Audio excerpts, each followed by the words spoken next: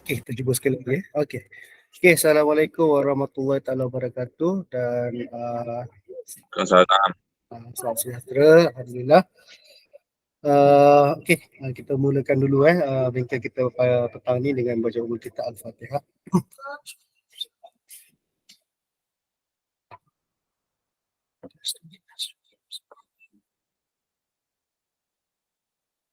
Okey, alhamdulillah. Pertama sekali saya nak ucapkan terima kasihlah yang pertama kepada Jawatankuasa Kesajanaan Kolej Matrikulasi Kelantan. Okey. Tuan-tuan dan puan-puan, rakan-rakan saya daripada Kolej Matrikulasi Kelantan, dan saya tengok ada beberapa rakan-rakan saya luar daripada Kolej Matrikulasi Kelantan, yang saya sempat pick up lah Tuan Kamarul Q daripada Selangor. Kemudian saya ada nampak anak murid saya 2-3 orang tadi, Arifin, lama tak jumpa Kemudian ada Dr. Isma Dr. dah sekarang kan? Isma Hanis Okey, anak murid saya tu masa di Kuala Pilah tu. Okey, alhamdulillah terima kasihlah semua kerana memberi sokongan untuk program pada hari ini. Okey, sebelum tu saya nak bagi tahu yang tajuk kita pada petang ini sebenarnya adalah penulisan artikel penulisan artikel berimpak tinggi. Okey, bunyinya macam benda yang sangat besar lah, memang benda yang besar pun. Tapi sebenarnya saya nak fokus kepada saya nak fokus kepada rakan-rakan saya di KMKT ni untuk menulis dan menerbitkan. Itu je sebenarnya. Sebab saya tengok budaya menulis tu dah ada di kalangan pensyarah kita.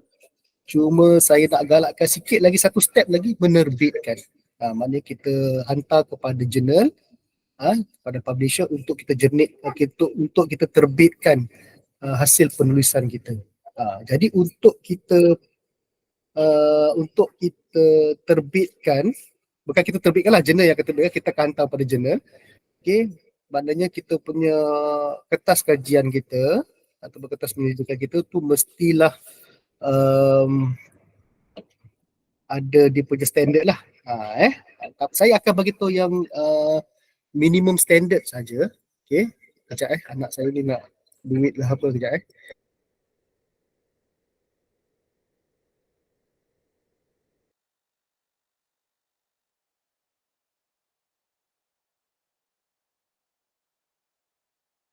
Okey, sambung.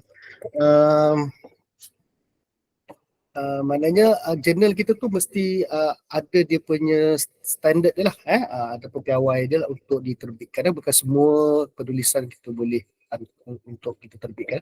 Dan benda ni sebenarnya tak susah pun sebenarnya. Dan tak perlukan kita penulisan kita yang orang kata penulisan yang hebat-hebat apa semua kan. Sebab tu saya hari ni saya nak tunjukkan, saya nak share di mana jurnal-jurnal yang kita boleh hantar untuk penulisan kita tu diterbitkan. Itu sebenarnya. Jadi saya nak galakkan pensyarah-pensyarah kita ni, rakan-rakan kita ni, ada juga rakan-rakan guru juga yang masuk join hari ni untuk terbitkan. Untuk menulis tak ada masalah sebab semua dah menulis. Benda ni timbul, tak apalah, saya share dulu. Benda ni timbul bila saya tengok rakan-rakan saya, tak kira lah di Kolej Matrikulasi Kelantan ke di mana-mana, bila penulisan sebab untuk makluman yang luar daripada Kolej Matrikulasi, kami ada acara tahunan convention dia panggil convention penyelidikan, convention penyelidikan PLC dan juga inovasi KIT, ada 4 dalam satu. Jadi bukan semua kertas penulisan ni, kertas kajian ni boleh masuk lah. Maksudnya dia ada tapisan, dia ada lah dia punya syarat-syarat dan sebagainya. Jadi benda ni, idea ni timbul bila kertas kajian tu tidak dipilih untuk di present ke peringkat kebangsaan. Jadi penulisan tu mati kat situ. Itu yang rugi tu. Sedangkan penulisan tu pun bagus, mungkin tak kena kriteria ke apa, adalah tapi boleh kita cuba untuk terbitkan. Nanti saya akan tunjukkan beberapa paper saya yang dah boleh diterbitkan lah. Jadi kalau ada rakan-rakan di sini yang uh, uh, sebab saya sebenarnya nak share bagaimana kita nak menulis satu kertas kajian, kemudian nak hantar kepada jurnal untuk diterbitkan. Itu je sebenarnya. Bukan kata saya tak nak cakap benda-benda yang tinggi-tinggi lah. Kita cerita benda yang basic-basic dululah. Okay. Kalau ada apa-apa persoalan boleh interrupt saya, tak ada masalah. Okay. Okay, so sebelum tu saya nak share sikit pengalaman lah. Ini pengalaman saya lah sebagai penulis dan juga pengalaman saya juga sebagai reviewer untuk jurnal. Reviewer untuk jurnal. Tak banyak pun penulisan, tapi saya ada target lah. Target saya tu pun tak banyak. Kalau tuan-tuan dan puan-puan boleh target satu paper setahun pun dah cukup dah. Satu paper yang diterbitkan. Penulisan satu paper yang diterbitkan. Okay. So saya ada share sikit kat sini. Yang ni adalah penulisan sebelum kita masuk tadi ni. Okay.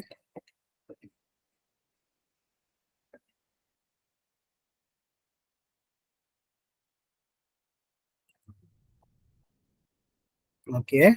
Ini antara penulisan lah yang ada, boleh check di Google Scholar. Okay. Kalau secara matematik je lagi banyak penulisan, lagi banyaklah orang akan baca lah kan. Tapi sebenarnya fokus saya hari ni kalau boleh buat satu paper yang ada impact. Okay, macam mana nak cakap Yang penting orang ramai baca. Orang baca bukan setakat baca. Kita tak nak orang baca je. Kita nak orang baca dan orang cite paper kita. Itu yang sebenarnya yang nak paper yang quality. Saya ambil contoh lah. Okay. Macam contoh macam paper ni lah. Paper ni cited by 20. Maknanya ada 20 orang, 20 scholar lain yang ambil dan cite paper saya ni. Kita nak macam tu lah. Kita nak biar paper kita tu walaupun satu paper tapi ramai orang baca dan orang cite, dia masukkan dalam kajian kita. Itu adalah paper yang berkualiti. Itu yang panggil impact tinggi tu. Adalah beberapa. Ini adalah paper saya yang pertama yang saya buat. Nanti saya tunjukkan pertama saya buat tahun 2014. Masa tu 2013 sebenarnya. Masa tu saya belum lagi buat PhD.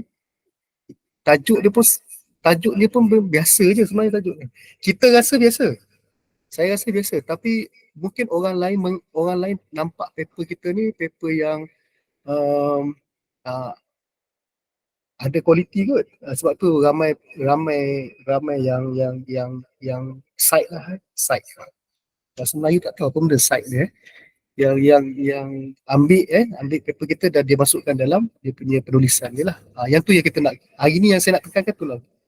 Buat satu paper pun cukup, 1 tahun, tapi paper kita tu 10 orang, 20 orang yang akan cite, 100 orang yang cite paper kita tu. Daripada kita buat 10 paper, tak ada orang pun yang cite.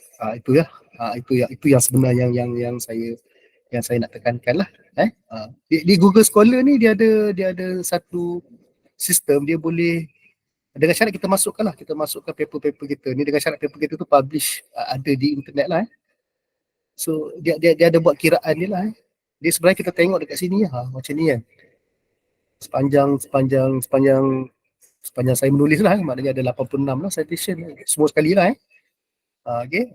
Kita tengok pada H-index ni. Kalau H-index ni lagi tinggi, lagi bagus lah. Saya nak share yang sifu saya, Dr. Oti ni. Kalau siapa yang kenal lah Dr. Oti ni. Okay. Dia punya citation sampai 1000 lebih kan. Maknanya banyak lah orang baca. H-index dia pun 20. Saya tadi 5 je. Lagi banyak punya, lagi ramai orang baca paper kita paper ke buku ke tak kisahlah okey. uh, contoh okey. um,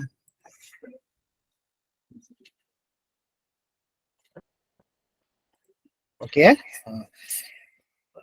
okey. Ini okey kejap.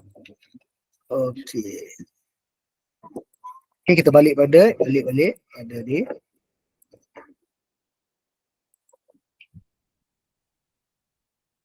Okey, saya ucapkan selamat datang kepada syarah-syarah, kepada mungkin guru-guru, kawan-kawan, okey, yang baru join okey. Saya baru mula sebenarnya okey.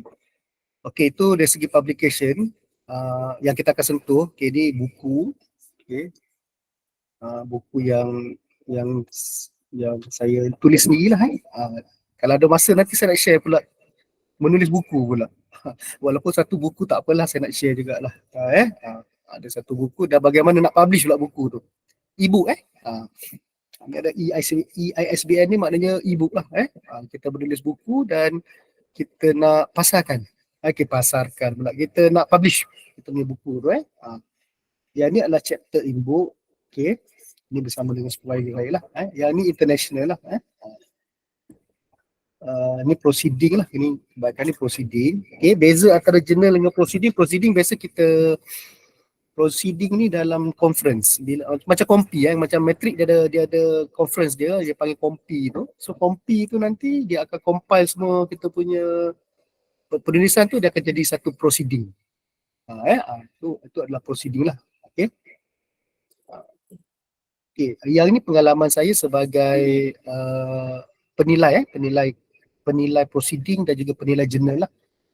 Okey, yang ni masa saya masih student lagi, saya dah ada alhamdulillah lah diberi kepercayaan untuk review jurnal pendidikan Malaysia ni. Yang jurnal ni pada masa tu jurnal yang agak established Scopus juga pada masa tu, tapi bila saya check latest ni nampak macam tak ada, mungkin dia tarik balik kot Okey, di proceeding yang ni macam setiap tahun lah.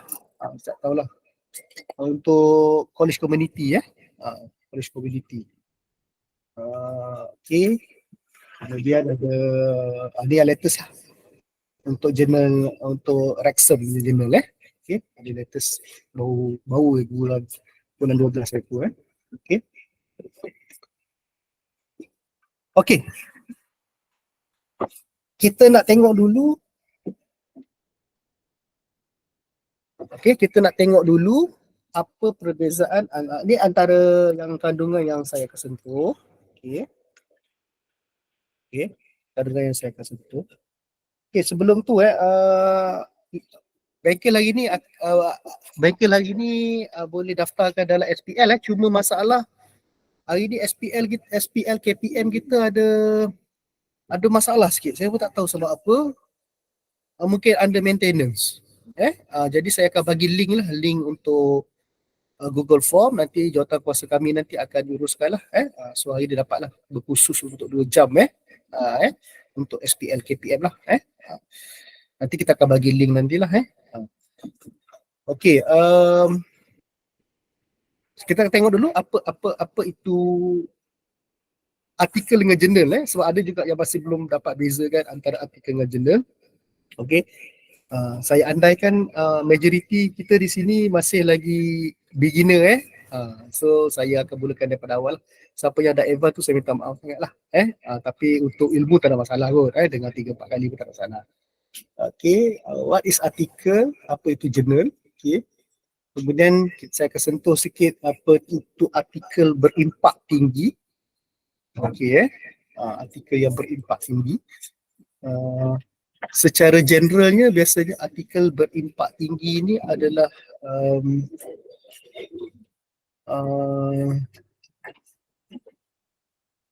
artikel yang akan dipublish di jurnal yang berimpak tinggi. Gitu. High impact journal dengan high impact artikel lain saya selalu ibaratkan artikel ni macam player bola. Saya selalu andaikan artikel ni macam player bola, jurnal ni macam liga. Liga. Okay. Dia ada liga, kalau di Malaysia dia ada liga amatur, dia ada liga M3, dia ada liga super. Lepas tu kalau pergi tinggi sikit dia ada Asia punya ACL. Lepas tu kalau pergi tinggi lagi ada Champion League dan sebagainya. Jadi kalau player kita ni, tengok tahap mana kita ni sebagai player. Kalau player kita ni tahap dia Liga Malaysia aja, so mainlah kat Liga Malaysia. Jadi artikel kita pun kita pilih lah jurnal ataupun liga yang sesuai dengan kita. Tapi kalau kita punya paper tu highly betul-betul impact, player kita betul-betul talented, kita akan main di liga yang lebih tinggi. Sama juga lah macam artikel ni. Saya ibaratkan macam tu. So artikel ni, kalau artikel kita boleh try, tak ada masalah, hantar. Saya pun hantar. Saya tak ada, saya secara jujur saya beritahu, saya tidak ada pun artikel saya yang dipublish di jurnal-jurnal yang high impact. Yang high impact ni. High impact ni maknanya kalau siapa yang biasa dengan jurnal ni, okay, siapa yang biasa dengan jurnal ni, dia panggil Scopus, Scopus ataupun ISI lah. Saya tak sentuh yang tu, yang tu saya tak nak sentuh. Saya tak nak sentuh liga yang tinggi ni. Saya sentuh liga yang rendah dulu. Okay. Tak ada, paper saya tak ada. Tapi cubaan saya untuk masuk tu ada. Ada 3-4 cubaan untuk masuk tapi tak lepas. Dan saya akan revise balik. Nanti saya ceritalah, saya akan tunjukkan. Ada cubaan nak masuk tu ada. Cuma tak sampai standard lagi. Okay.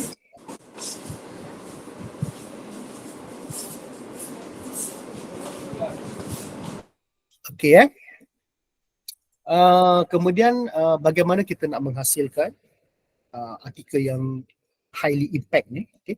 Ingat artikel berimpak tinggi ni maknanya kita akan publish satu artikel, satu penulisan yang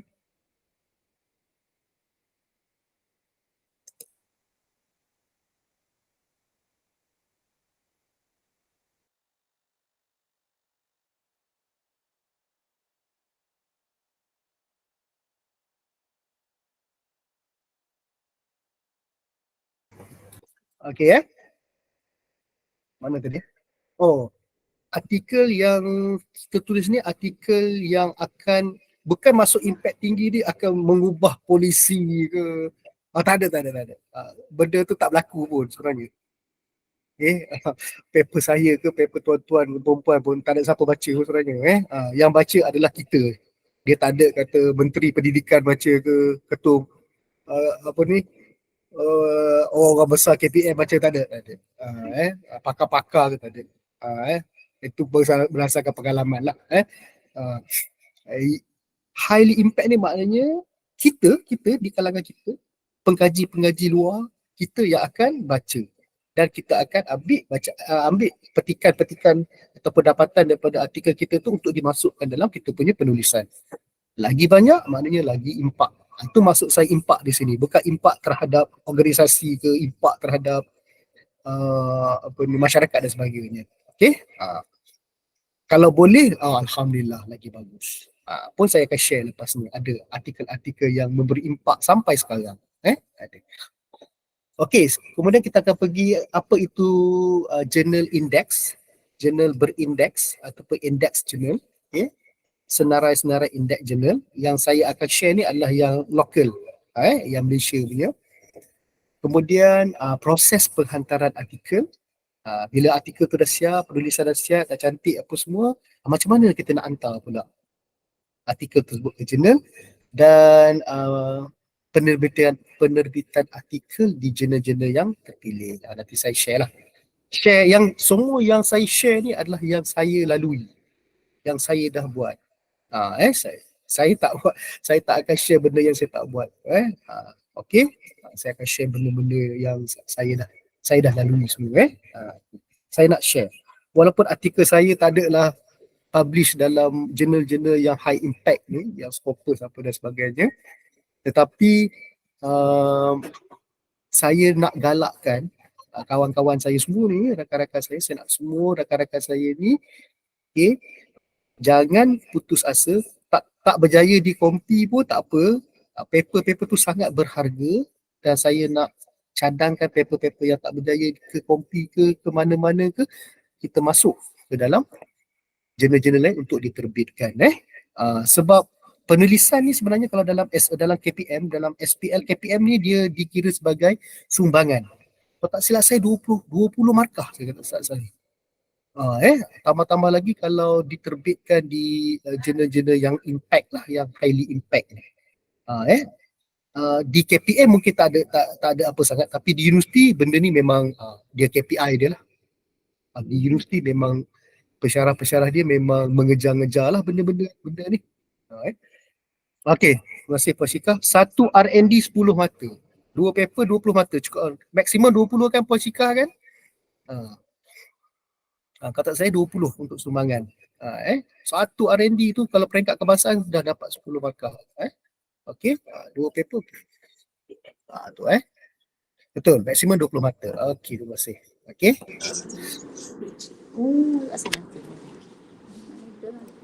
Ni dah cumanya kita ganti dengan. Okey Okey, kita teruskan Okay, kalau ada persoalan boleh terus boleh chat pun boleh, tak ada masalah. Saya pun ada ramai kawan-kawan saya yang bantu saya kat sini. Okey. Untuk yang luar daripada program matrikulasi, sebenarnya di matrikulasi kita ada satu jawatan kuasa yang dikenali sebagai jawatan kuasa kesarjanaan.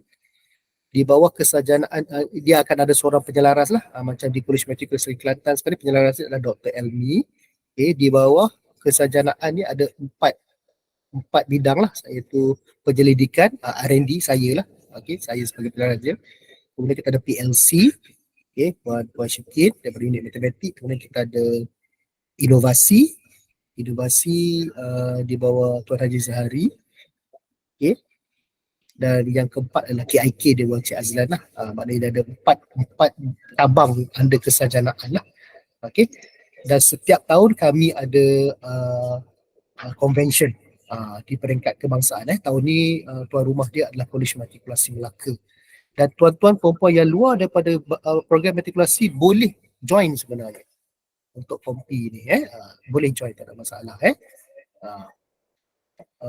Okey. Iklan lah sikit. Okey. Kita tengok dulu artikel versus jurnal. Artikel adalah penulisan lah. Penulisan. Okey. Okey. Adalah satu penulisan. Okey, penulisan ni dia tak semestinya satu research. Kita macam kita di program matrikulasi kita ada dua jenis lah. Satu kajian tindakan, satu lagi adalah kajian asas. Kajian asas ni maknanya research macam biasa lah. Tapi sebenarnya penulisan di sini dia sebenarnya broad, sebenarnya dia luas. Tak semestinya benda yang melibatkan penyelidikan. Nanti saya akan tunjukkan jenis-jenis artikel. Salah satu dia adalah kertas penyelidikan lah. Satu penulisan lah. Maknanya jurnal ni pula adalah penerbitan. Maknanya artikel-artikel ni kita hantar ke satu jurnal. Jurnal banyak tuan-tuan. Banyak. Nak pilih pun sakit kepala. Banyak jurnal. Cuma kena pandai pilih je. Okey. Jadi penulisan ini akan diterbitkan di jurnal. Mungkin dalam satu jurnal tu mungkin ada 10 je. Penulisan atau artikel. Ada jurnal tu sampai 50. Ada jurnal tu sampai 100. Ada jurnal tu dia terbit setahun sekali. Ada jurnal tu dia terbit setahun 2 kali. Ada jurnal tu terbit sebulan sekali pun ada. Tengok pada jenis-jenis. Ada jurnal berbayar. Ada jurnal yang free. Yang saya nak tunjukkan ni jurnal free je lah. Jurnal berbayar ni dia yang kelebihan jurnal berbayar ni dia akan diterbit. Biasanya yang jurnal yang kerap ni lah sebulan sekali. Biasa budak-budak PhD, budak-budak student PhD, student master, dia kejarlah jurnal-jurnal sebab dia nak terbitkan cepat. Macam kita tak payah. Kita cari hak free lah. Yang free pun bukan maksudnya yang free tu liga rendah tak. Tak semestinya. Tak semesti yang berbayar tu high impact jurnal, liga tinggi. Tak semestinya. Tinggi ataupun rendah sesuatu liga tu ada faktor dia. ada indikator, bukan faktor, ada indikator yang menunjukkan dia. Okay, tak apa, kita tengok Okay. Dan sekarang ni senang. Dunia sekarang senang. Kita duduk depan komputer macam saya sekarang ni, kita duduk depan komputer je. Kita boleh type jurnal, kita siap pun kita hantar melalui sistem ataupun melalui email. Kita tak payah print, kita tak payah masuk dalam sampul surat, pergi hantar kat jurnal. Tak perlu dah sekarang. Sebab tu sebenarnya mudah. Dan kebanyakan jurnal dia dah guna sistem. Maknanya kita akan submit melalui sistem dia. Jurnal menyediakan platform yang tersusun dan teratur untuk penerbitan artikel dalam domain akademik ataupun profesional tertentu. Saya lebih kepada jurnal yang bersifat akademik dan juga jurnal yang bidang dia adalah bidang pendidikan lah, sebab kita pun orang pendidikan.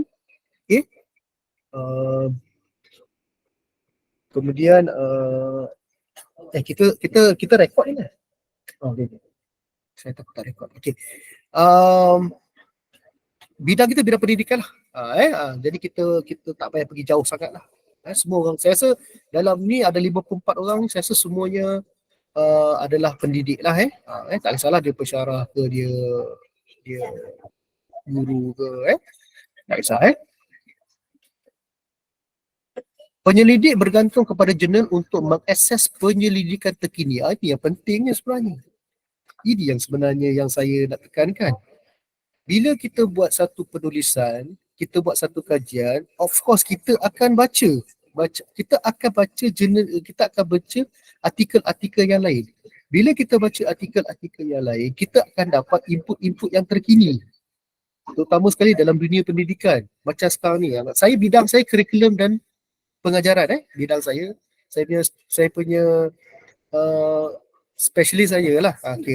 Bidang pengkhususan saya lah untuk PhD saya adalah kurikulum dan juga pengajaran, curriculum and instruction.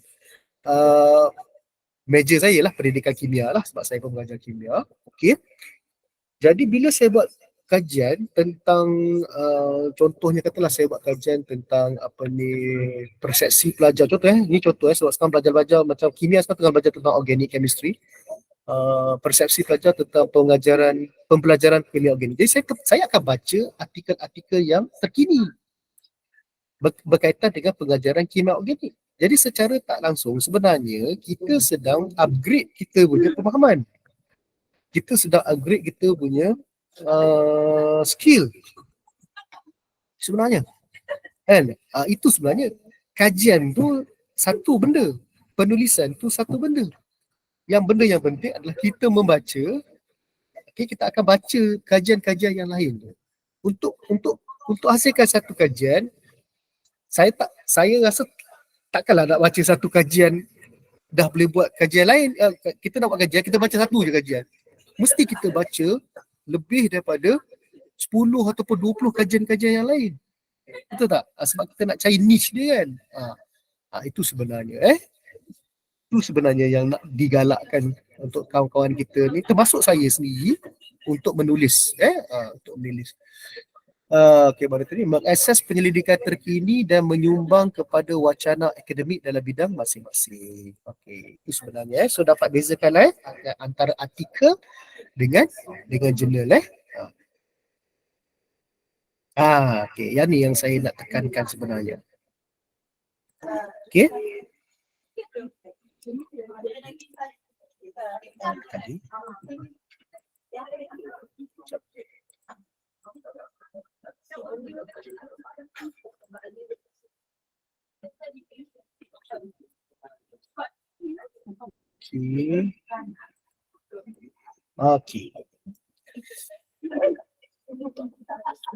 Ini jenis artikel. Yang kita tadi baru nombor 1 bang.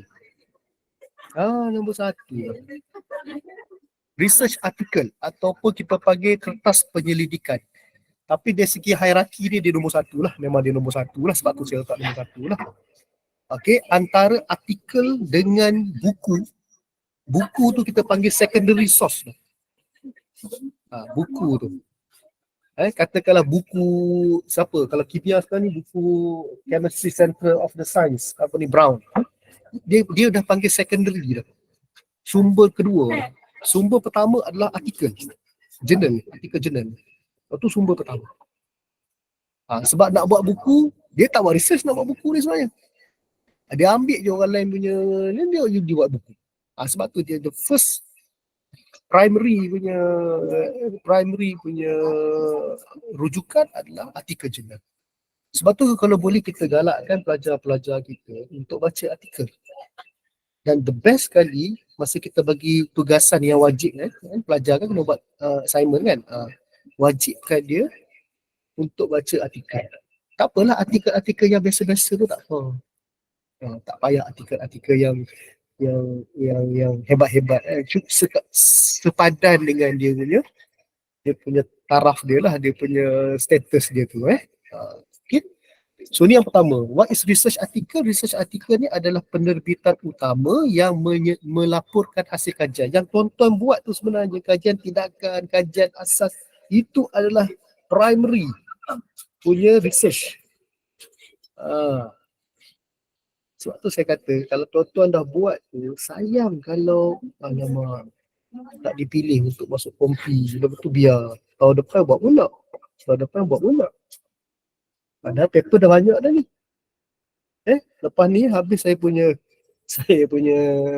bengkel ni, cari balik paper-paper yang tahun lepas tu, okey, perkemaskan balik, boleh hantar untuk penerbitan di jurnal.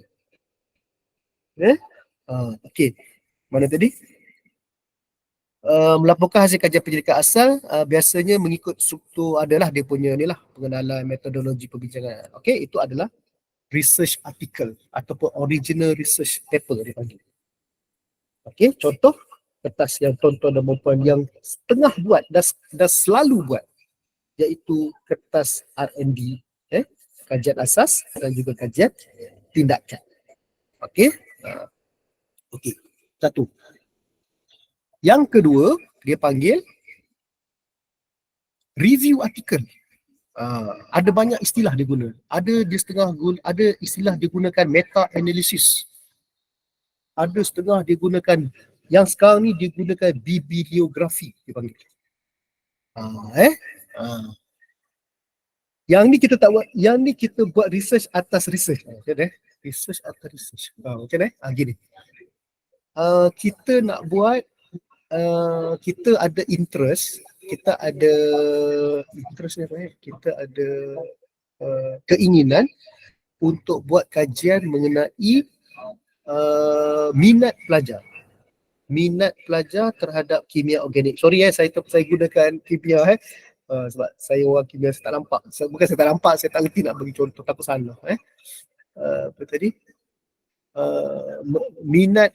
Minat pelajar terhadap kimia organik. Contoh okey. Kita tak buat research pun.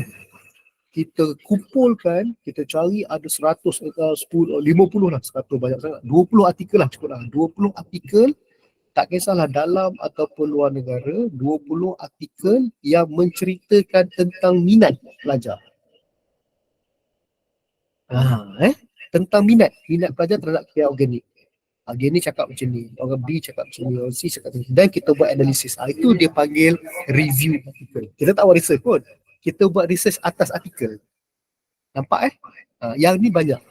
Dan ini sebenarnya banyak membantu, terutama pelajar sekarang. Kalau tuan-tuan dan puan yang sedang melanjutkan pelajaran dalam master, dalam PhD, yang ni banyak membantu. Review artikel ni sangat-sangat banyak membantu. Ringkasan dan analisis komprehensif penyelidikan sedia ada mengenai topik tertentu.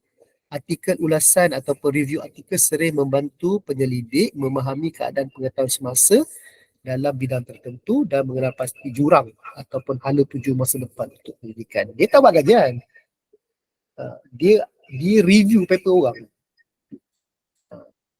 Tapi dia memang nak buat kajian tentang minat, untuk minat pelajar Kolej Matrikulasi Kelantan dalam pembelajaran kimia organik. Dia memang nak buat itu, tapi sebelum dia nak buat kajian, dia nak tengok dulu orang lain buat macam mana dan dia analyse. Sebab untuk jurnal, untuk ni saya masuk sikit lah pada saya masuk lepas ni. Untuk jurnal, untuk penghantaran ke jurnal, dia at least dia mesti ada some sort of analysis. Dia kena ada analysis. Dia tak semestinya kuantitatif, tak semestinya. Tapi ada elemen-elemen untuk analyze data tu. Sebab tu dalam jurnal dia agak sukar untuk terima paper yang dia panggil apa paper yang kita just bagi kita punya proposal tak boleh. Sebab dia tak ada elemen macam proposal lah. Bila kita buat proposal, tak kisahlah proposal apa pun. Bila buat proposal, dia cuma cadangan. Proposal ni cadangan kita nak buat kajian gini. Ni method yang kita akan guna. Data tak ada. Memang data tak ada kan sebab kita baru cadangan kan. Lepas tu dia nak publish paper. Dia publish paper. Systematic SLR, Systematic Literature Review lah. Benda tu lah lebih kurang lah jarang jurnal nak, ada jurnal yang terima tapi jarang jurnal nak terima sebab dia tidak ada elemen analyze, data analyze tu dia tak ada. Tapi yang review artikelnya ada, saya tunjuk contoh saya tunjuk contoh. Ni rakan saya, tak tahu lah dia ada ke tak dalam ni. Ni sahabat saya, Cikgu Mawar dari Pahang. Sekarang ni tengah tunggu untuk Viva dia punya PhD lah. Gimana tadi? Dia buat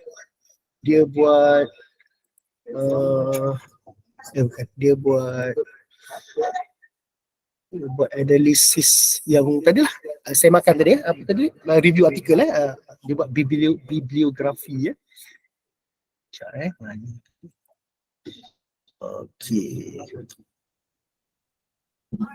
ni kot betul.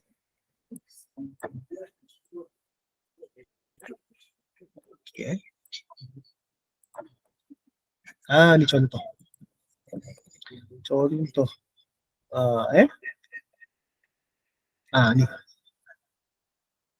Ni contoh review artikel ni.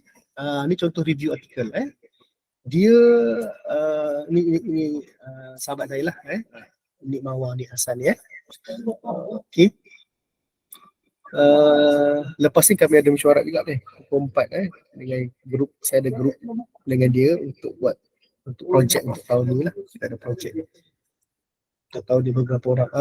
Bibliography analysis on how organic chemistry education research has evolved collaboratively over time. Dia nak tengok bagaimana pendidikan ataupun pengajaran ataupun pembelajaran kimia organik ini dia berubah mengikut masa. Dia tak buat research pun, dia buat research ke atas artikel. Kalau kita tengok dia ambil, kalau tengok sini mana kita punya ni. Dia ambil review ni menggunakan artikel yang daripada Scopus Database daripada 2011 sampai 2020. Maknanya dia tengok daripada 2011 sampai 2020 dalam tempoh 10 tahun ni macam mana perkembangan pembelajaran pengajaran ataupun CER Chemistry Education Research.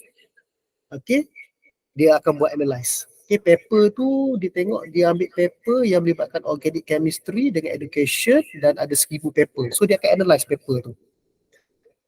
Nampak tak? Pun boleh buat. Tak ada kajian pun.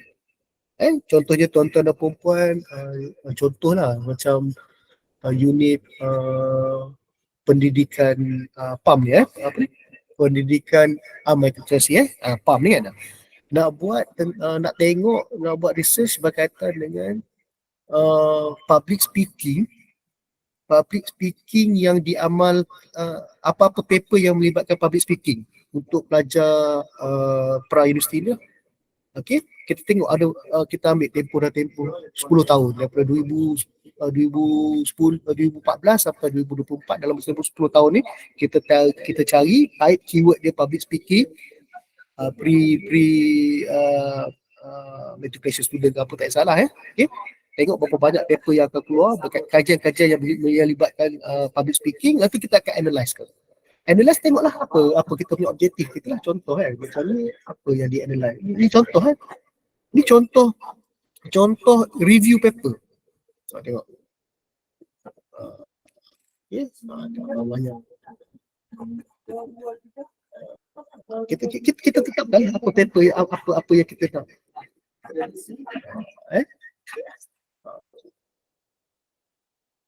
Okay. Dia nak data macam ni. So data macam ni, data ni simple ni tuan. Tuan-tuan perempuan, simple lah data. Kan tak ada kata buat SPSS ke apa, tak ada.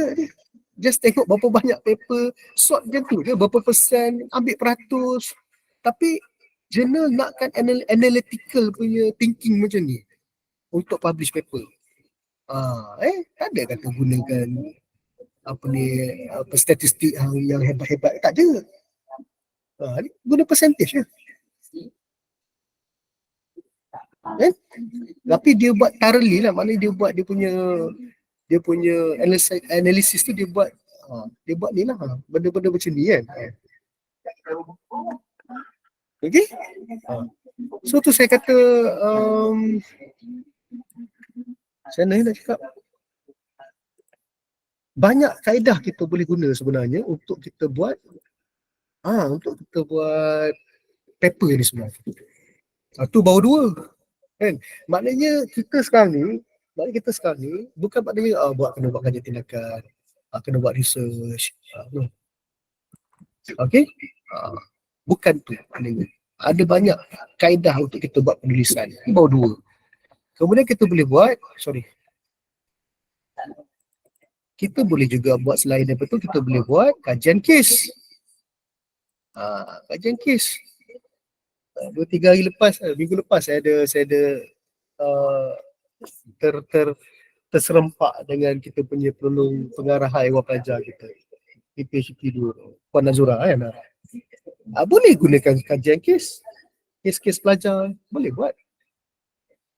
Cuma masalahnya dia tak nak masuk kita punya kompi tu susahlah sikit sebab dia ada tema. Bukan kata saya tak menggalakkan kopi, tapi maknanya dia ada tema. Bila ada tema maknanya kita punya syarah kita pun SCP pun nak buat paper, peperiksaan pun nak buat paper, even kita punya pengurusan tertinggi nak buat paper, ketua jabatan kita nak buat paper, pengarah kita nak buat paper. Tapi dia restrict dia tu adalah ada tema. Takut bila tak kena tema, paper kita tak dipilih. Tak dipilih tak ada masalah. Okay, ni cara dia. Kita boleh publish paper kita. Dia boleh buat kajian kes. Apa-apa kes lah. Tak kisahlah kajian kes. Kita sendiri boleh buat kes. Kita boleh buat kes pula. Kita pun boleh buat kajian kes. Ambil kes-kes terpencil dalam kelas kita. Masalah tu. Masalah pelajar tidak memahami, pelajar sukar, dia akan jadi macam kajian tindakan lah. Tapi kajian tindakan ni dia ada tindakan. Kajian kes ni just kita nak raiskan kes tu je lah. Membentangkan pemeriksaan terperinci tentang sesuatu kejadian atau kes tertentu, selalunya untuk menggambarkan prinsip atau fenomena yang lebih luas. Kajian kes adalah biasa dalam bidang psikologi, perniagaan, perubatan dan undang-undang. Dalam pendidikan pun ada sebenarnya kajian kes. Dia termasuk dalam kajian kualitatif sebenarnya kajian kes. Kualitatif. In fact, kajian tindakan tu sebenarnya dia masuk dalam kualitatif. Okey. Kemudian kita ada editorial ataupun pendapat. Pendapat pun boleh juga buat atas kajian. Bukan atas kajian. Boleh buat penulisan. Kan? Ada satu benda tuan-tuan dan perempuan nak ulas. Perempuan boleh ulas, dan saya tak sempat sebab masa singkat. Ada masa saya sebab saya pernah terjumpa satu petikan dipublishkan dalam jurnal tentang opinion ni ataupun editorial ni. Dia menyatakan pendapat dia lah. Macam kita bagi pendapat dalam surat khabar, dalam majalah kan. Ada. Boleh. Boleh pun dihantar pada jurnal. Tapi tengok, sebab tu saya kata kena pilih jurnal yang betul. Pemilihan jurnal tu kena betul. Ada jurnal yang dia ada isu tentang benda-benda ni. Pendapat okey. Contoh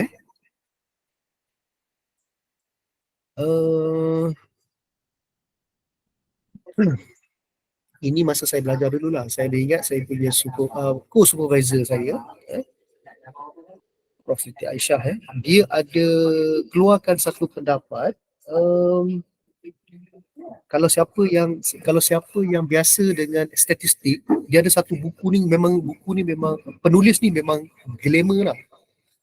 Banyak dia punya orang banyak cite lah tulisan dia buat buku dan artikel. Nama dia Julie Pallen. Kalau siapa pernah dengar lah nama Julie Pallen nama dia. Julie Pallen ni dia adalah kira macam orang statistik jugalah. Kalau tak silap saya lah, kalau saya salah betulkan saya. Dan ada benda yang pensyarah saya ni dia bila kita buat kajian-kajian selepas tu, ada nampak satu benda yang macam mungkin kontradik ataupun bercanggah. Jadi dia buat satu paper untuk menyanggah. Macam itulah lebih kurang. Ada buat satu paper lagi untuk menyanggah. Contoh macam ni lah, contohlah kalau dalam fizik E sama dengan MC square tu kan, siapa apa ni Einstein tu kan. Jadi mungkin mungkin kita rasa persamaan tu tak betul. Kita rasa lah tak betul sebenarnya, sepatutnya gini, tapi mestilah ada research dan sebagainya kan. Maknanya kita boleh buat satu opinion, tapi opinion kita mesti based on facts, on data, ada eksperimen, untuk menyanggah benda tu. Itu juga boleh dijadikan sebagai satu penulisan sebenarnya. Dalam under number 4 ni, editorial dan juga opinion. Sama lah juga seperti letters to auditor, komunikasi pendek yang mengulas atau membalas artikel yang diterbitkan sebelum ini dalam jurnal yang sama. Ini mungkin termasuk pembetulan. Ni yang saya sebut tadi. Ni yang saya sebut tadi. Dia ada argument lain pula. Dia tak setuju. Macam tu. Saya nak cari ayat lah. Apa ayat dia? Dia tak setuju. Okey. Dia tak setuju. Ada ni sorry. Saya tak pasal. Okey. Dia tak setuju dengan dapatan ataupun teori ataupun pandangan yang dikeluarkan oleh si penulis ni. Dia buat lagi satu artikel untuk menyanggah. Itu maksud saya.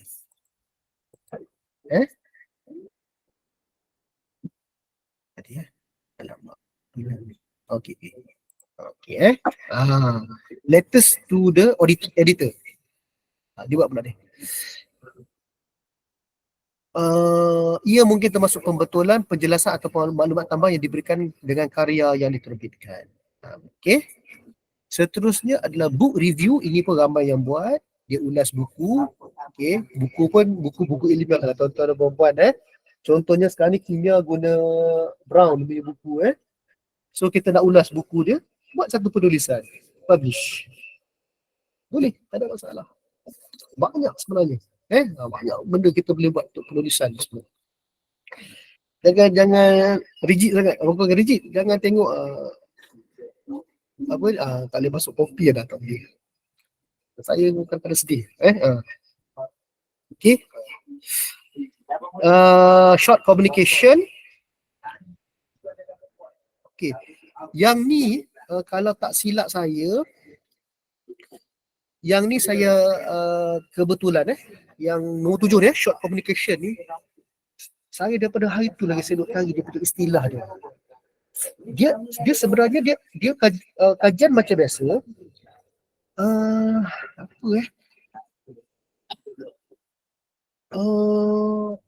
Abstract, dia panggil abstract structured abstract, kalau tak saya lah.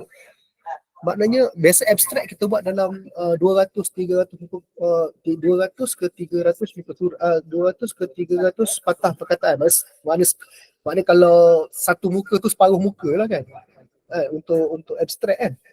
Yang ni dia panggil, saya tak ingat, tapi saya selalu join setiap tahun. Dah masuk tahun kedua dah ni. Under UTM punya School of Education.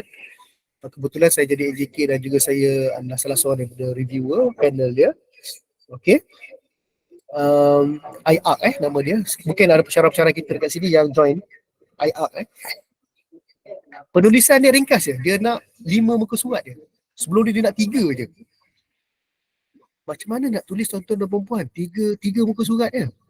3 line. Nak tulis kajian kita 3 line. 10 line pun dah bising. Tak cukup kan? Ni 3 line saja. Itu pun kita extend 3 ke 5 line. Kalau ikut dia nak 3 line je. Itu dipanggil abstract apa? Saya tak ingat lah. Saya tak ingat. Itu adalah short communication. Dia kajian macam biasa. Kita buat kajian tindakan. Okay, kita buat kajian tindakan ataupun kita buat kajian asas. Sama je, dia punya prosedur ada abstract, ada introduction, ada sedikit LR, ada metodologi dan sebagainya. Ada juga, tapi kena tulis dalam 3 line. Apa dipanggil? Saya tak ingat dah. Ada. Apa dia? Extended extract. Yes, thank you. Extended abstract nama dia. Yes. Extended abstract. Dengar situ Tuan? Extended abstract. Memang bagus. Join lah. Tarupan nanti saya promote lagi. Nama dia IARC, International Action Research Competition, under School of Education, University Technology Malaysia, UTM Skudai. Dia nak extended abstract. Nama dia extended abstract. Yes. 3 ke 5 muka surat lagi. Itu dipanggil short communication. Kertas penyelidikan ringkas yang melaporkan tentang kajian atau penemuan yang ringkas dan berfokus. Okey, tapi untuk jurnal mungkin tak tahu, saya pun tak jumpa, mungkin ada. Untuk jurnal tak ada lagi lah. Tapi kalau untuk masuk competition macam tu tak ada masalah. At least boleh masuk proceeding. Okey lah.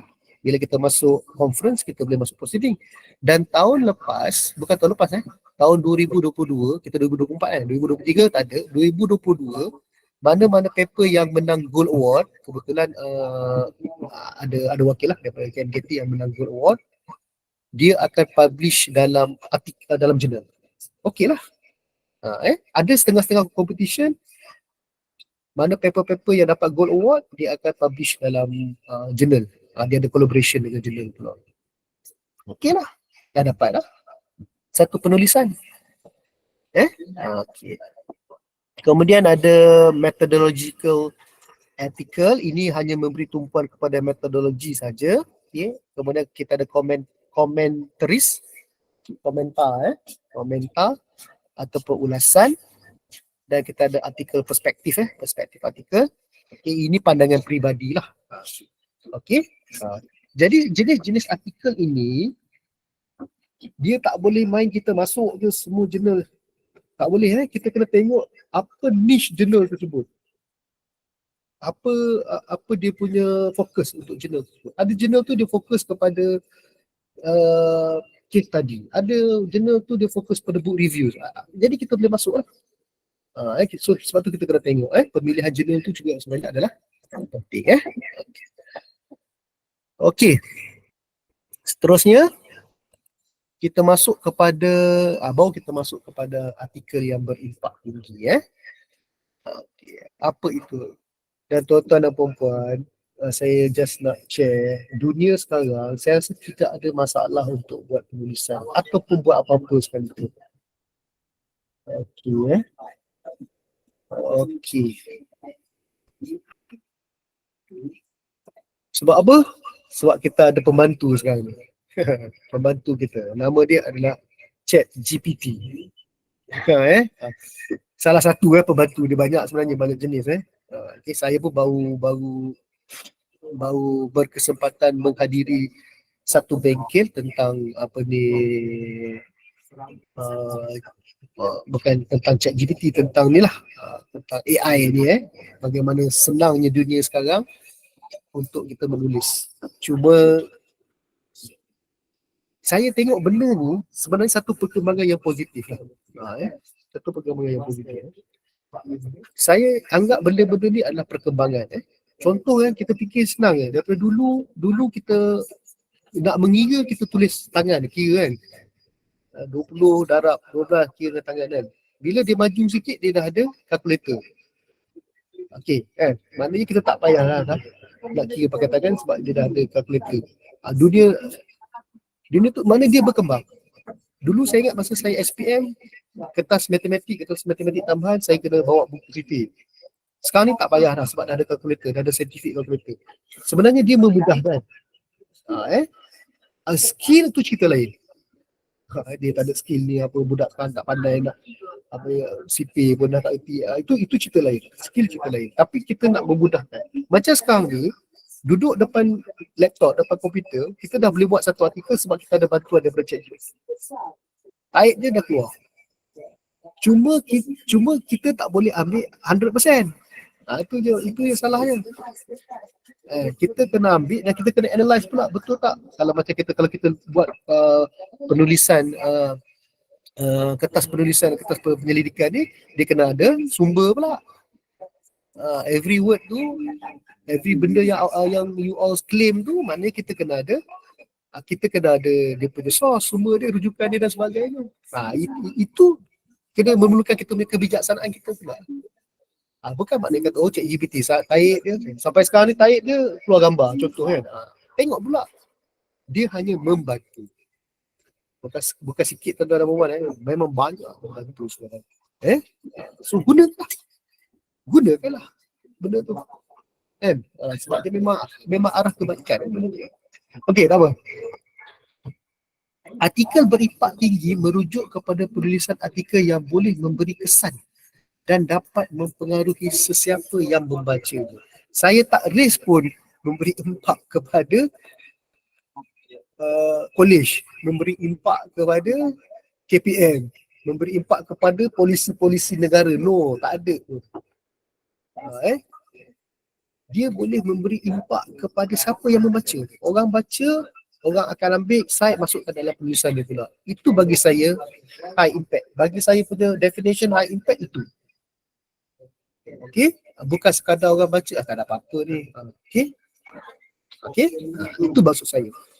Artikel impak suatu artikel boleh diukur dengan keupayaannya untuk meninggalkan kesan yang berkekalan kepada pembacanya dan menyumbang kepada wacana atau perubahan yang bermakna. Contoh artikel berimpak tinggi seperti penemuan saintifik, artikel berpendapat berpengaruh, atau artikel yang menyumbang kepada perbincangan sosial.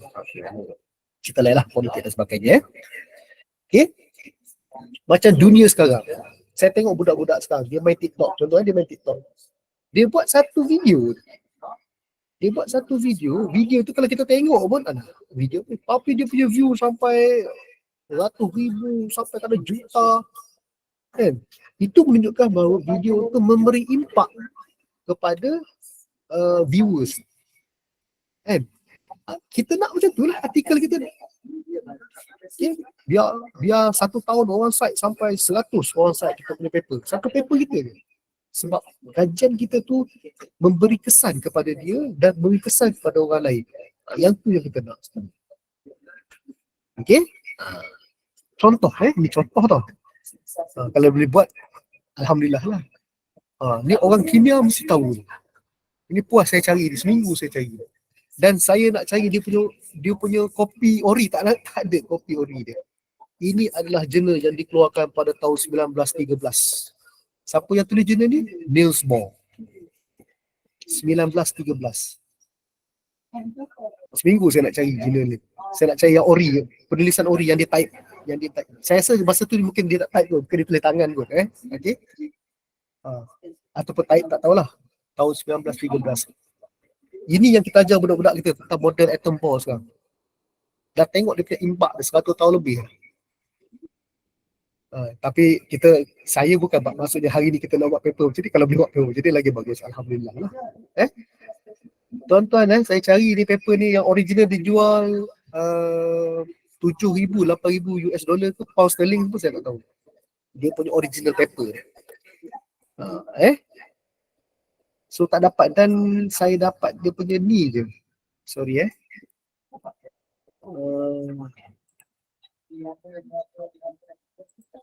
Saya nak download pun tak boleh. Saya nak tengok, saya nak baca apa yang Bohr tulis sebenarnya.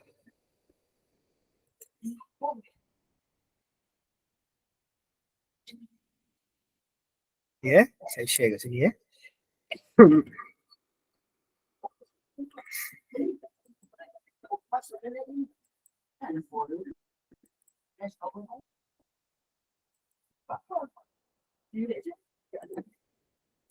Tak boleh nak download. Tak tahu mungkin saya tak reti download ke tak tahu lah, tapi saya try download tak boleh. Yang ni dia tulis balik dah ni sebenarnya. Dia tulis balik dah ni sebenarnya. Original paper tu tuan-tuan dan puan. Niels Bohr. Tak faham lah macam pun eh. Ini yang budak-budak kita tengah belajar sekarang tentang model atom bomb. Okey, ini yang ni memang highly impact lah kan. Sampai 100 tahun lebih lagi orang masih lagi guna kan. Okey, ini contoh lah. Contoh artikel yang memberi impak yang besar. Contoh.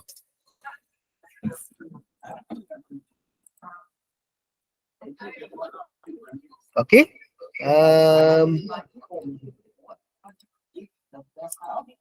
Yang lain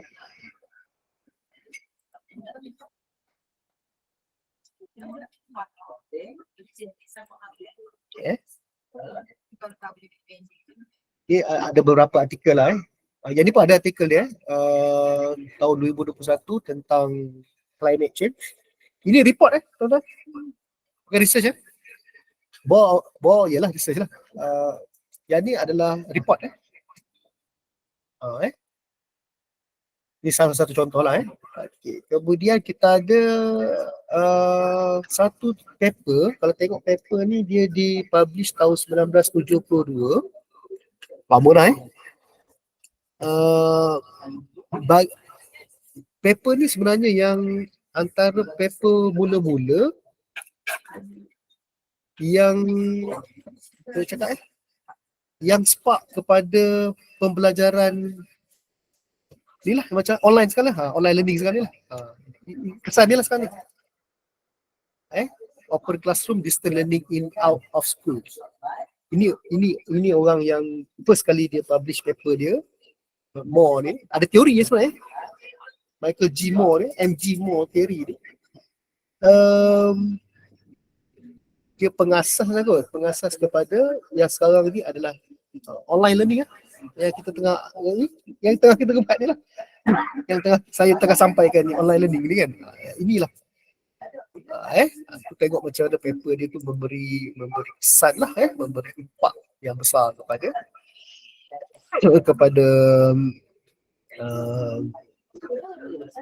society sampai sekarang.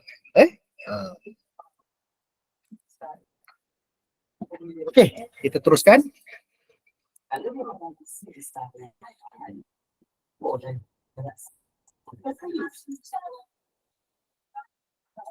Okey Okey, macam mana kita nak hasilkan artikel berimpak tinggi? Yang pertama sekali kita kena pilih topik yang relevan dan terkini. Dia bila saya fikir-fikir balik kata sama je macam apa yang berlaku dalam social media sekarang. Macam sekarang TikTok lah kan. Sama je. Maknanya kalau nak buat video pun kena buat video yang terkini dan relevan, baru ramai viewers. Maknanya orang yang buat TikTok ni pun dah kaji lah benda-benda macam ni okay? Maknanya sekarang ni kita nak buat artikel pun mesti yang highly impact, yang relevan dan terkini dengan situasi semasa. Okay? Bergantung kepada tuan-tuan dan puan-puan punya bidang lah. Apa bidang terkini? Dia sebenarnya tak perlu belajar, bukan tak perlu belajar influencer sekarang tak perlu belajar SPM, tak payah ambil SPM. Bukan. Maknanya kalau tuan-tuan dan puan-puan tak buat master, tak buat PhD pun tak ada masalah, sebab benda ni hari-hari kita masuk kelas mengajar, kita akan tahu apa isu dia. Sebab tu bahagian matrikulasi suruh buat kajian tindakan tu hari-hari. Dia mungkin benda yang sama, benda macam mana nak cakap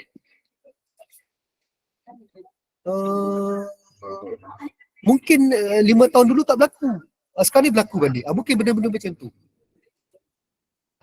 Jadi pilih topik yang relevan, terkini dengan situasi semasa. Okey, bila dah ada topik, dia sebenarnya bila buat kata kajian ni, jangan start dengan topik jangan start dengan topik, jangan cari tajuk. Cari isu dulu. Apa isu dia? Isu dia sekarang ni, macam saya, isu saya sekarang ni sebab saya ajar pelajar yang SES memang saya special request. Saya duduk di KMKT ni dah hampir 2016, 8 tahun. 8 tahun saya duduk sini. Tahun ke-8 baru dia orang bagi saya belajar SES. Sebab saya nak tengok isu, ground isu. Apa isu sekarang ni? Okey, apa isu pelajar sekarang? Okey, katalah sekarang ni pelajar isu dia kalau setiap topik tu pelajar ni dia nak tahu, dia nak relate dengan dia punya surrounding. Mungkin itu isu dia. Dia tak nampak, dia tak boleh nak relate apa yang dia belajar. Contoh dia belajar credit table, dia tak boleh relate. Sebenarnya boleh ya. Dia tak nampak. Jadi mungkin itu adalah isu kita. Tajuk dia, tajuk last sekali boleh. Dah buat objektif, dah buat objektif kajian, dah cari objektif, dah cari problem statement apa semua. Last sekali dah buat siap penulisan apa semua, baru keluar tajuk. Tak apa. Tajuk tu jangan pilih dia. Sebab kalau kita pilih tajuk, kita akan sentiasa terikut-ikut dengan tajuk. Tu yang berubah tajuk. Tajuk tu biar datang last. Okey, berumuskan penyataan masalah yang ringkas dan khusus yang menggariskan tujuan utama penyelidikan. Dia mana-mana jurnal pun, dia akan tengok objektif. Dia akan tengok isu. Dia akan tengok problem statement. Dia nak tengok adakah ini kalau kita buat penyelidikan dia nak tengok ada isu tak ni? Ada isu tak? Okay, ada isu. Okey, ini masalah dia. Okey. Ada penyelesaian. Sebab tu dalam apa-apa kajian yang penting objektif kajian. Kemudian di akhir kali dia tengok menjawab tak objektif kajian tadi. Macam kita suruh budak-budak kita buat eksperimen. Kan? Di akhir eksperimen nanti dah dapat jawapan tadi, dia boleh relate ke daripada data yang dapat tu dengan objektif kita punya amali kita. Tengok tu ya sebenarnya. Okey. Yang ketiga, pemilihan metode. Yang ni penting. Pemilihan metodologi pemilihan metod kajian yang kaedah yang bersesuaian dengan analisis data yang digunakan. Kalau kita gunakan katalah kita kuantitatif, analisis apa kita guna?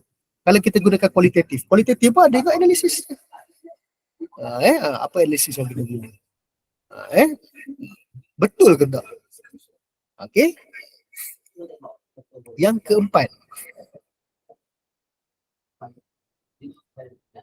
keempat, adalah menggunakan bahasa yang jelas dan tepat. Buat dalam bahasa Melayu boleh, buat dalam bahasa Inggeris boleh. Ada jurnal yang tadi kan saya tunjuk, saya jadi reviewer untuk jurnal pendidikan Malaysia tu ada UKM tau. Bahasa Melayu tak ada masalah. Dalam bahasa Melayu boleh, jurnal dalam bahasa Inggeris boleh. Dia bahasa tak ada masalah. Kan? Yang bermasalahnya bahasa yang digunakan tu je. Mesti jelas, mesti tepat, straight to the point. Fokus pada panut utama. Jangan tulis ni banyak bila saya ni pengalaman bila saya jadi reviewer, kita baca macam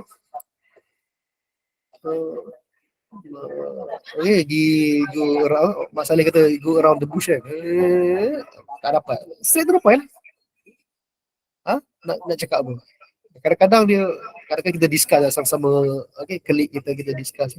Sebenarnya saya nak ni kata saya pun tanya. Tak, sebenarnya nak buat apa? Sebenarnya nak tulis apa sebenarnya? Sebenarnya saya nak tulis gini. Tulis yang tu lah. Kadang-kadang kita baca kan. Kadang-kadang student kita tulis kan. Saya tak faham lah. Awak tulis apa ni? Awak nak cakap apa ni sebenarnya? Dia pun cakap sebenarnya saya nak cakap gini. Tulis yang tu. Tulis yang kita cakap tu lah. Yang kita faham tu. Nampak tak? Kita tak nak terikut-terikut dengan artikel yang kita baca. Sebab apa jadi benda macam tu? Sebabnya kita copy paste macam tu. Ataupun ambil daripada ChatGPT, copy paste. Kita tak dia panggil apa ayat dia? Pakai skru. Kita tak analyse betul-betul ayat tu. rephrase bahasa Inggeris rephrase betul-betul ayat tu kan. Jadi macam tu Sokong dapatan anda dengan bukti daripada penyelidikan atau LR sedia ada, gunakan rujukan yang kredibel, okey, dan cite dengan sepatutnya. Rujukan tu penting lah. Rujukan tu mesti yang mempunyai asas kukuh lah, yang ada kredibiliti dia. Semak kertas kajian anda untuk clarity, coherence dan konsistensi. Semak juga kesalahan tata bahasa yang anda baca. Yang ni selalu. Bila kita buat review paper, kita boleh tahu dah jenis penulis tu pun macam mana. Kan? Koma tak ada.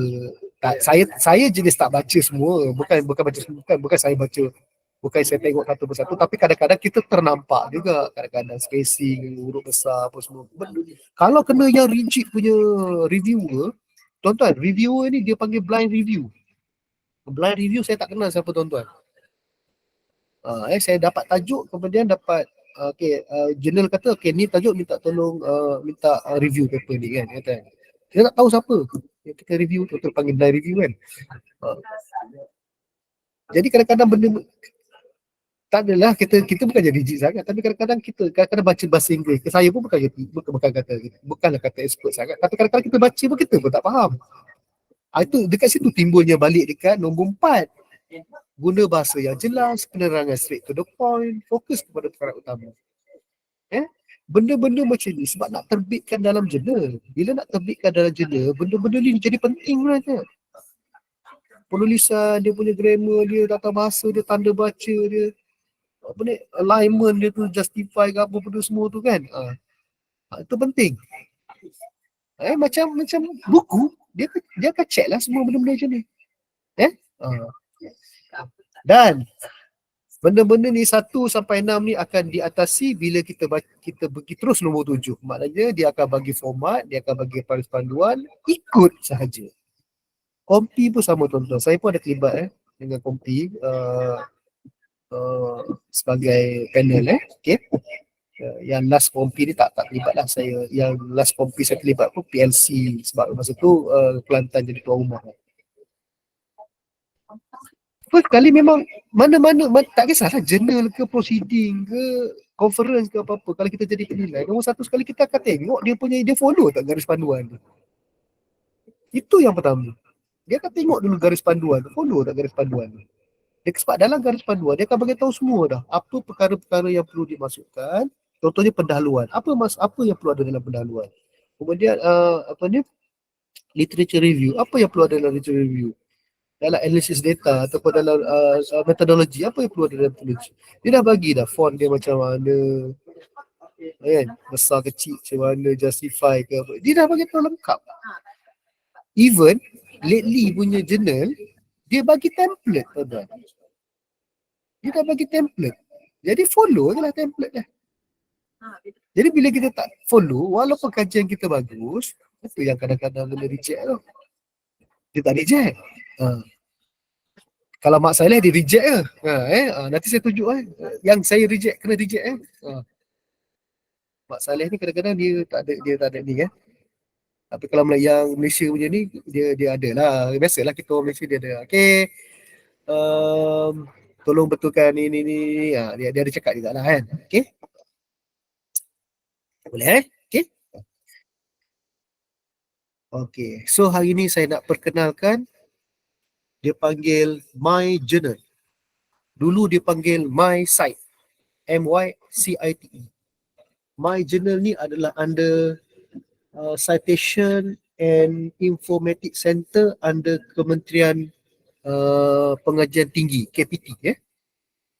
Kalau tak silap saya lah lately ni baru saja masuk dalam, kalau tak silap saya lah, kalau saya salah tolong betulkan. Sebab pada masa saya buat PhD tahun 2014 dulu, 2014 ada, saya start 2014 2013 2013 dulu, 2013-2014, masa tu dia macam satu badan tersendiri. Kalau tak silap saya, kalau saya salah tolong betulkan. Tapi sekarang ni nampaknya macam government dah ambil lah ni. Sebab dia punya tajuk website pun dah MOHE dah ni, MOHE ni maknanya ada government lah kan. Dulu nama dia My Site. Sebelum nama My Site tu ada nama satu lagi, saya lupa apa nama dia. Lepas tu baru my site. Sekarang ni dia jadi my journal. Okay, ini adalah dia kumpulkan semua jurnal. Okay, sebelum tu jurnal ni ada dua jenis. Satu jurnal biasa, satu lagi dipanggil index journal. Index journal ataupun dalam bahasa Melayu dulu digunakan jurnal berwasit. Saya ingat lagi.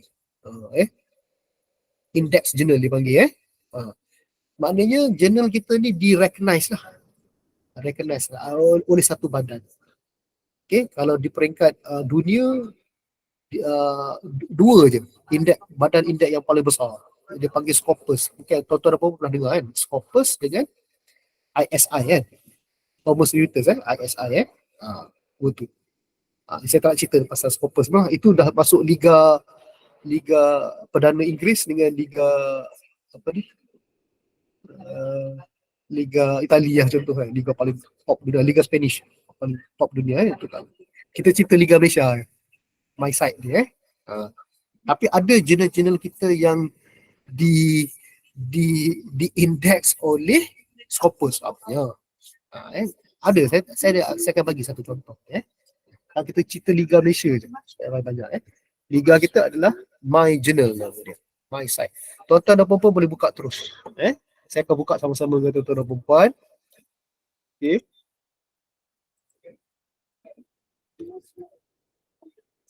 Okay, mana okay.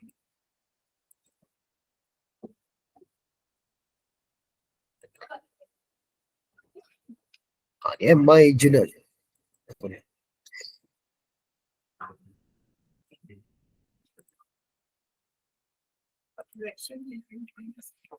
Type je my journal my journal.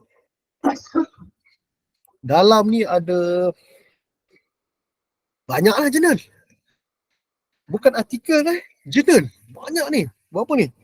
300 campur 300 campur 100 campur 300 campur 600. Oh, berapa ribu ni 9 lebih lah, dekat 2000 lah kot. 2000 journal. Ini yang di-site oleh my site saja. Selain daripada saya nyatakan contoh-contoh lain indeks badan-badan yang indekskan selain daripada my site, mungkin tuan-tuan pernah dengar satu lagi dipanggil Google Scholar. Yang tadi saya tunjukkan Google Scholar kan. Itu juga adalah satu badan. Dia adalah Copernicus lah, lepas tu dia ada eBusco lah, banyak lagi lah. Apa lagi itu semua adalah body ataupun badan. ACI, Asian Citation Index, Scopus, Google Scholar, ISI, eBesco. Okay, ini semua adalah badan-badan yang site. Liga tadi lah, nampak Liga ni kan? Ingat tu Liga. Okay, ni Liga Malaysia kita sekarang. Liga Super. Nama dia, my site nama dia. Ini pun saja dekat 2000 lah. Jurnal. Macam-macam jurnal. Jadi nak pilih tu jurnal. Nak pilih jurnal tu. Okey, saya fokus dekat social science sebab social science saja dah banyak dah Saya besarkan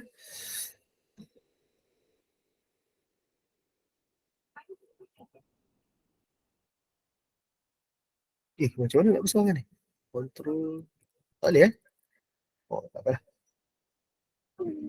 Tak boleh besarkan Oh, ni okey. Saya besarkan. Oh, 400.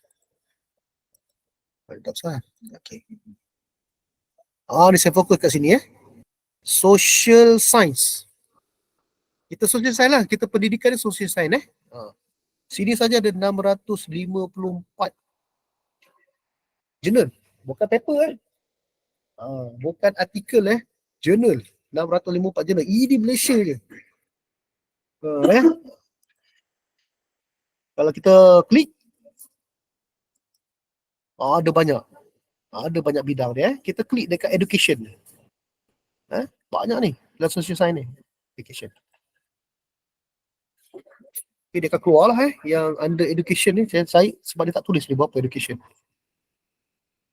Okay.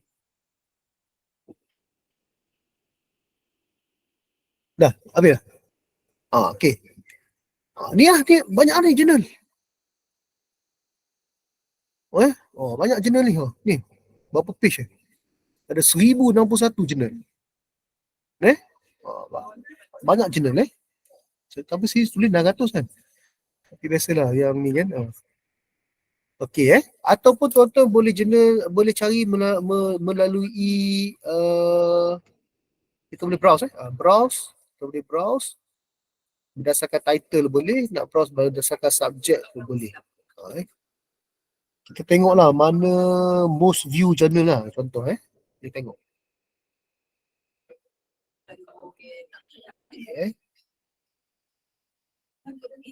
Okay.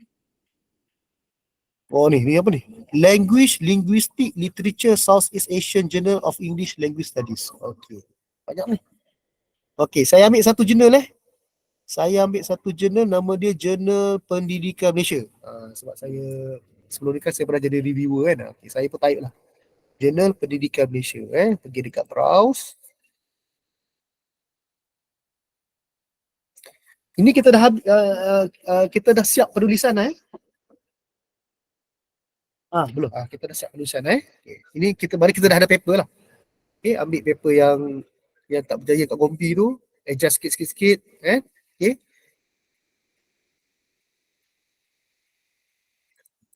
Kalau buat slow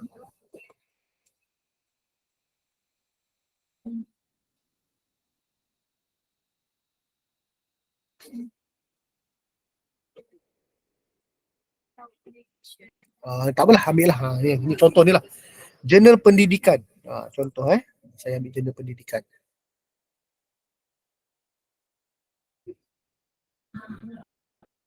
Okay. Buat slow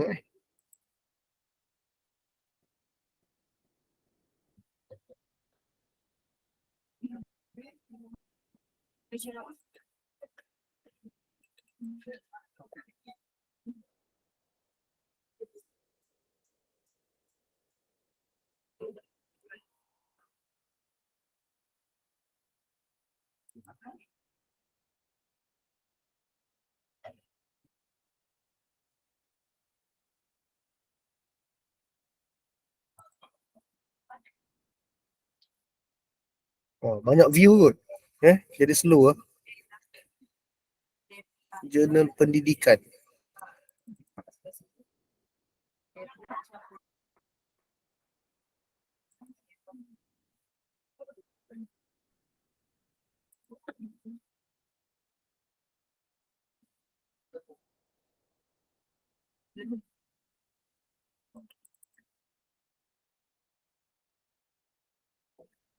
Sebab saya nak tunjukkan bagaimana kita nak baca jurnal tu. Quality jurnal tu. Itu sebenarnya. Tapi lambat pula dah. Lihat.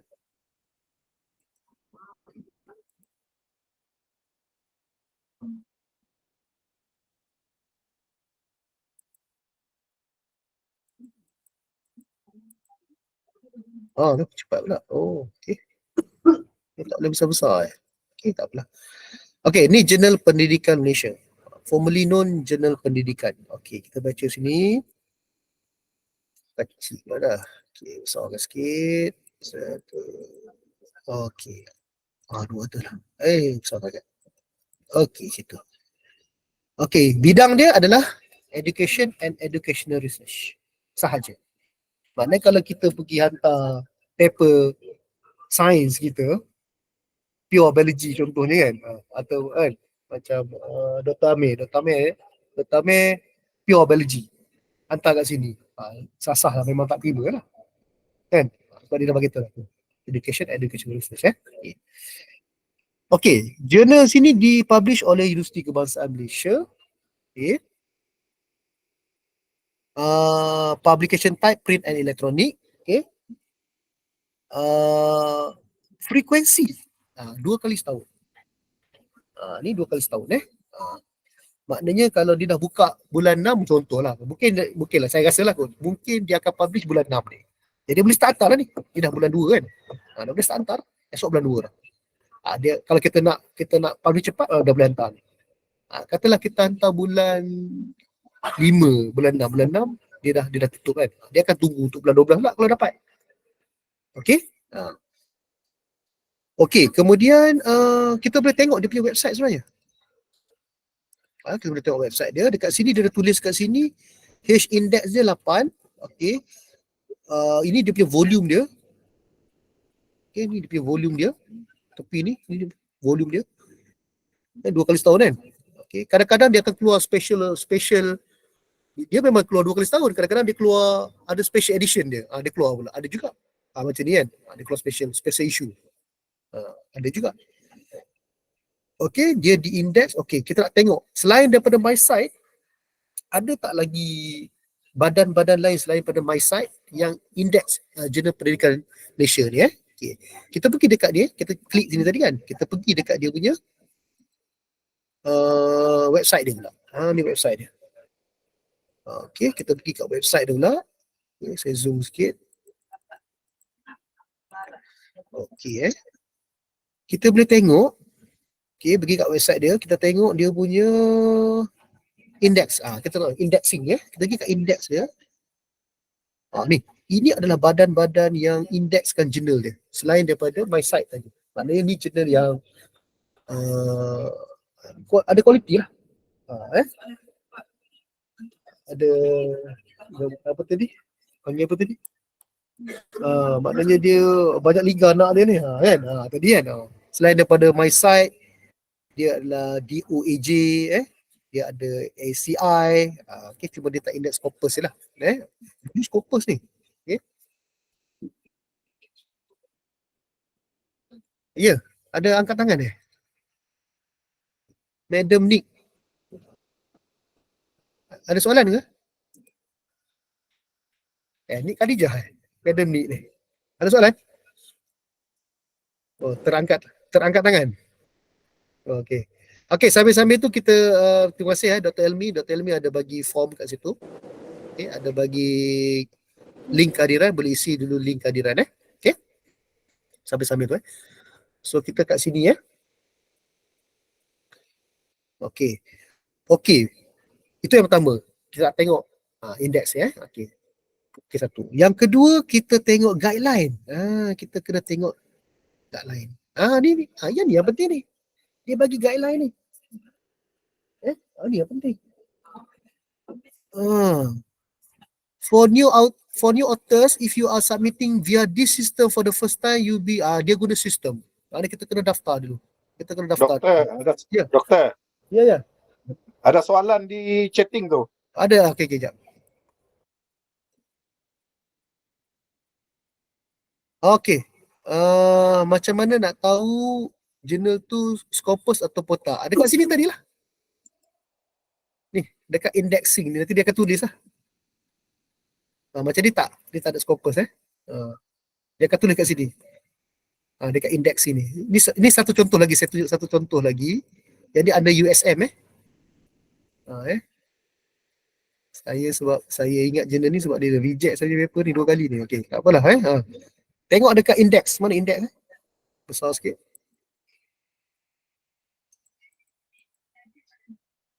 Mana indeks? Ada indeks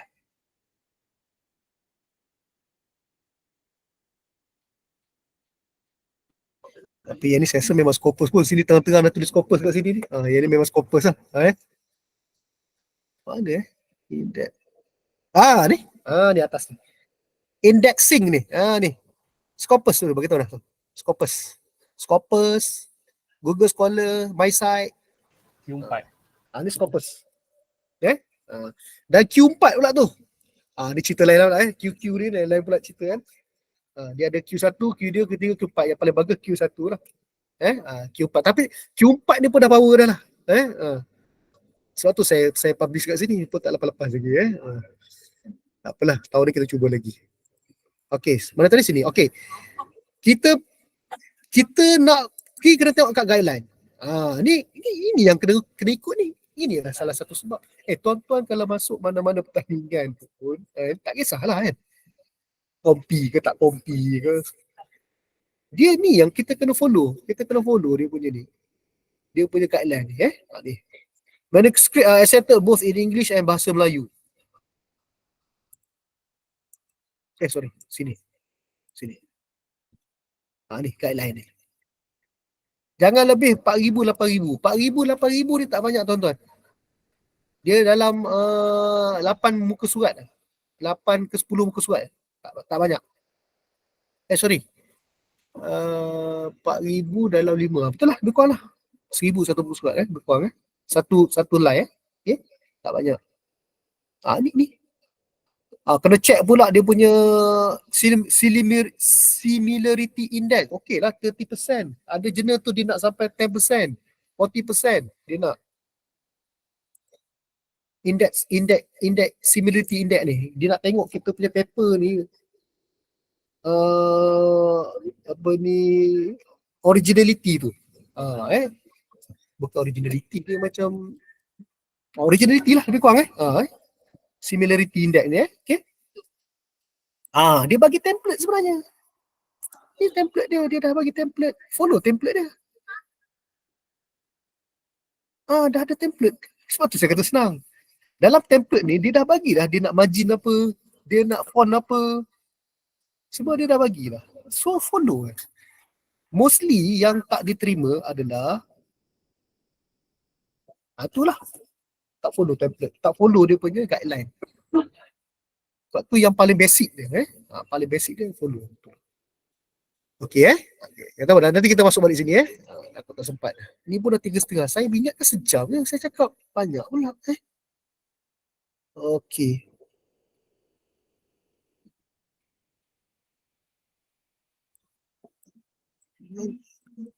Okey. Kita teruskan. Ada sikit lagi. Nanti saya akan share, mungkin saya akan share video kalau siapa-siapa yang nak tengok balik atau kawan-kawan yang tak sempat saya akan share di YouTube saya akan bagi link Okey. Selesai Jadi cukup sekadar kita pergi dekat my site pun cukup dah. Cari dekat situ pun dah cukup. Jurnal-jurnal tu Okey.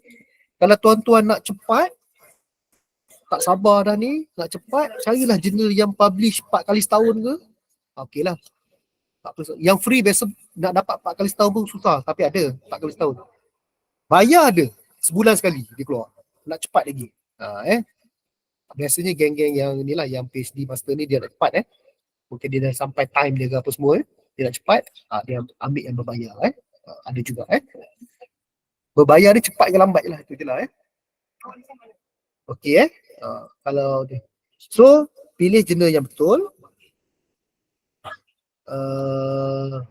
Yang kedua, okey, mohon share link yang free. Jurnal free Jurnal free banyak dekat my site ni, banyak Dr. Amir dekat my site ni banyak sebenarnya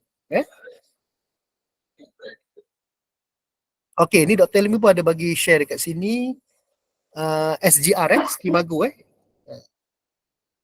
Skimago ni tempat kita nak cari jurnal-jurnal yang ini, yang jurnal-jurnal yang high impact lah ni high impact.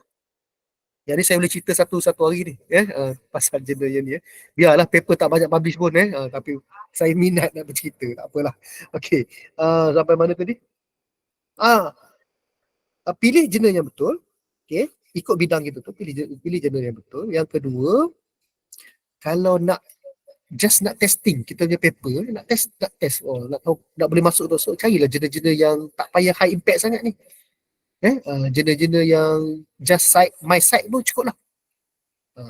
Banyak sebenarnya. Tu tadi beribu jurnal cuma kena cari satu-satu. Macam saya tak boleh tunjuk sebab lambat dia sebenarnya boleh cari satu-satu sebenarnya. Sebenarnya dia boleh keluar, bila kita browse dia akan keluar senarai jurnal tu tapi mungkin lambat lah. Saya pun tak nak buang masa Okey. Boleh cari sebenarnya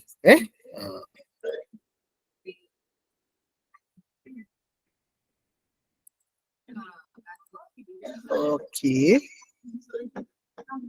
Kemudian apa tadi? Yang pertama, pilih jurnal yang betul. Yang kedua, guna my site pun cukup untuk permulaan ni. Just untuk my site pun dah okey dah.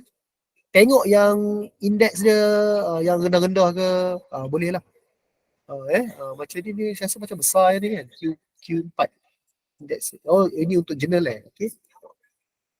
Pilih, kena cari salah satu dalam my journal tadi Sorry saya rushing sikit. Okay, proses penghantaran artikel. Okay. Ini kira dah complete dah ni. Dah complete dah penulisan dah cantik dah apa semua. Cantik dah. Okay, kita pilih jurnal yang sesuai. Pergi dekat my site tadi. Cari bidang kita. Pergi dekat social science, cari kat bidang kita. Okay. Lepas tu klik macam saya tadi buat ni kan. Klik. Contoh saya nak jurnal pendidikan Malaysia. Saya klik kat situ, saya tengok dia punya panduan dia, format dia, template dia. Kalau perlu masuk dalam sistem, daftar masuk dalam sistem. Sebab sekarang kebanyakan jurnal dia akan daftar. Tuan-tuan dan puan-puan kena masuk sistem dia. Jadi kita akan check dengan sistem dia. Dan baru kita hantar jurnal ke jurnal. Ada melalui email, ada melalui website, ada melalui apps.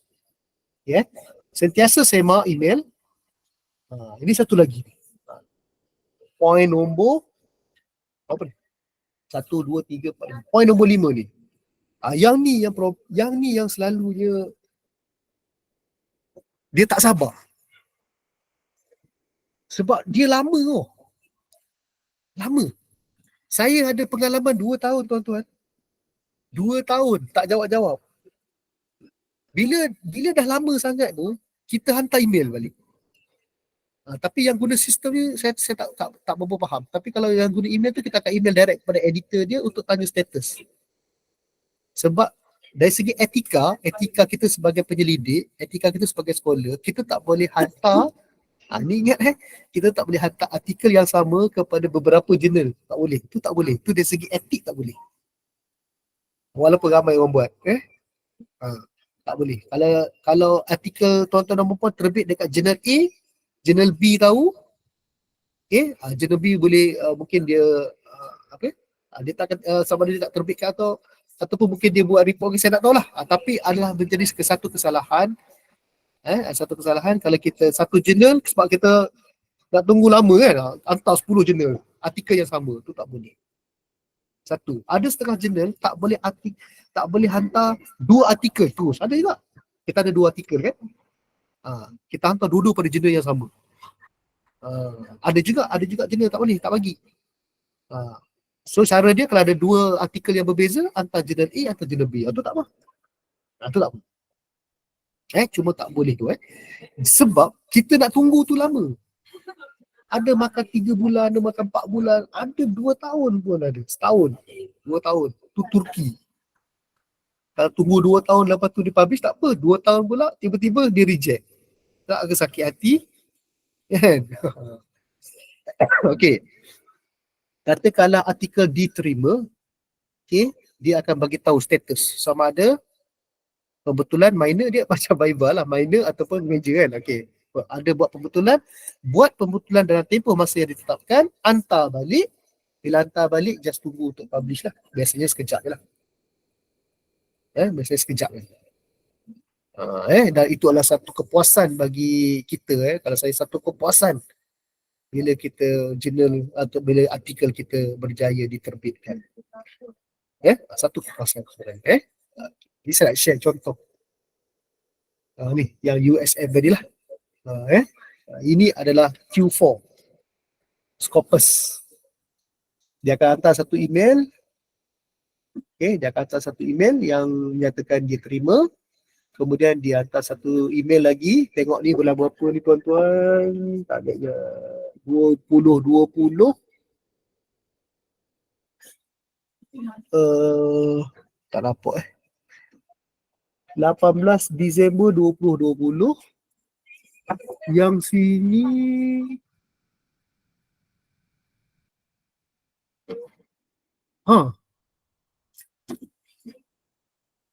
2023 bulan 3. Biar betul. Tak, sorry, ini cerita lain. Ini jurnal lain. Okay. Takkanlah 3 tahun kan. Ini jurnal USM tadi ya, ini jurnal lain. Ini adalah Mojave lain. Okay. Ini contoh kejut takkanlah sampai 3 tahun. Okay, yang ni dia email kita menunjukkan bahawa dia tak terima. Ini dia dah review kita punya paper dan kita kena buat pembetulan dan kena hantar sebelum Julai. Jadi saya tak hantar. Tak sempat tuan-tuan. Tak sempat. Kalau tidak dapatlah. Ni Mojess ni adalah apa ni, Scopus sebenarnya. Dia under UUM Sayanglah tak hantar. Sebab banyak sangat yang kena betulkan. Nanti saya tunjukkan Saya tak ada malu-malu benda ni. Saya tunjukkan. Dan dia nak similarity index 15%. Tuan-tuan tengok saya punya similarity index berapa banyak? 52%. 52%. Dia nak 15%. Tuan-tuan bayangkanlah macam mana saya nak adjust saya punya artikel tu biar similarity index dia adalah 15%, less than 50%. Yang ni nak, sebab status sekarang ni 52% similarity index ni. Dia nak check kita punya ni sebenarnya artikel kita tu plagiat ataupun tak tu je sebenarnya similarity index ni.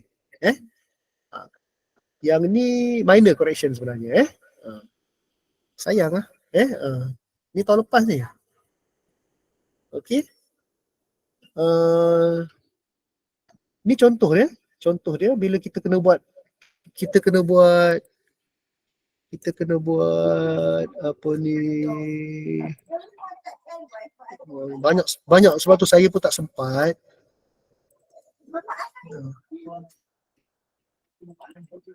Saya tak sempat sebab tu saya itulah.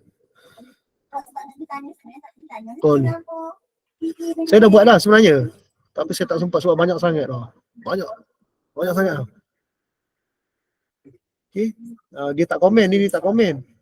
Ni introduction dia komen. Jadi kita kena buat lah pembetulan. Kena buat pembetulannya. Metodologi banyak sangat. Yalah, ini thesis saya tuan-tuan. 2017, ni 2023, 6 tahun. Confirm lah banyak benda dah berubah dalam masa 6 tahun kan. Okay.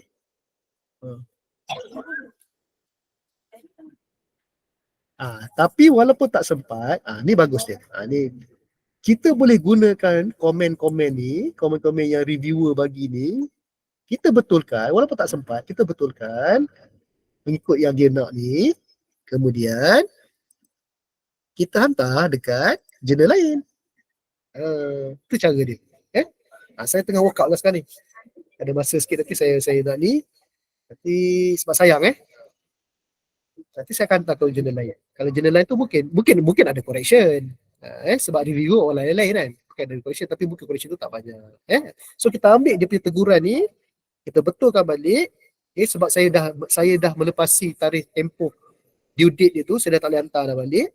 Okey. Saya pergi hantar dekat jurnal lain pula. Jurnal lain. Kotak saya ni Mojess ni dia ni lah, dia Scopus kalau tak silap. Okey. Saya rasa tu je kot. Ada lagi? Ni contoh jurnal lah. Ini jurnal terpilih lah ni. Ini jurnal terpilih. Okey. Dia index Scopus. Atau tadi ada tanya kan, macam nak tahu dia index mana, dia akan tulis kat sini, index ni. My site pun ada, Google Scholar pun ada. Dia dalam dunia pendidikan, dunia scholar sekarang ni 2 je. Badan besar. Satu Scopus, satu lagi Thomson Reuters ISI Thomson Reuters saya tapi sekali Scopus lah. Okey. Maknanya kalau nak publish itu susah sikit lah. Tapi tak apa, tak ada masalah, boleh cuba. Macam saya tu dah cuba kan, banyak saya cuba kan. Boleh tak boleh tak apalah, kita cuba yang lain pula kan. Okey, banyak lagi okey. Hampir 2 jam lama juga cakap. Okey, saya buka kot kalau ada apa-apa persoalan. Kalau ada apa-apa persoalan, saya buka. Okey, untuk sharing saya kali ni. Kalau tak ada, ada soalan Kalau tak ada, saya rasa saya boleh berhentikan lah. Pastikan tuan-tuan dan puan-puan isilah tu isi kehadiran tu. Okey, boleh isi kehadiran tu. Boleh tengok dekat mesej Dr. Elmi ada bagi banyak info dekat situ. Okey. Isi kehadiran dan sebagainya lah. Okey. Okey, terima kasih semua sebab ada boleh buka ni tak kejap? Saya ingat saya nak ambil gambar lah. Saya nak share dalam TikTok. Okey. Zaman-zaman TikTok sekarang ni. Boleh buka ni tak? Buka kamera masing-masing, kita nak ambil gambar. Okey, kejap banyak sangat apa ni message. Okey, terima kasih. Sahabat saya daripada Labuan pun ada tu, Samsul Arifin. Okey. Terima kasih Dr. Azrain. Terima kasih banyak. Cik Terima Mi, kasih terima banyak. kasih. Okey. Kejap kejap. Saya nak ambil video. Sorry nak. Saya nak ambil ni kejap Saya nak ambil gambar jap. Kejap. Nak snap. Kejap. Buka lu. Okey, kejap. Jangan hantar mesej lagi Sebab saya nak crop. Saya nak crop daripada ni je. Jangan. Nak snip je. Snipping tool. Snipping tool. Okey, kejap. Jangan mesej lagi. Okey, kejap. Okey. Kejap. 1, 2, 3 je Okey.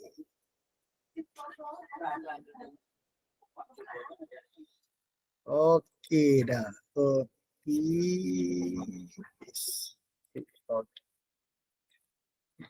Okey, terima kasih banyak semua. Jumpa lagi. Okey, terima kasih kena bagi sokongan. Terima kasih.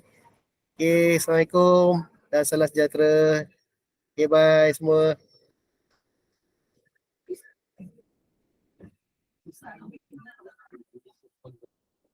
Okey, terima kasih semua.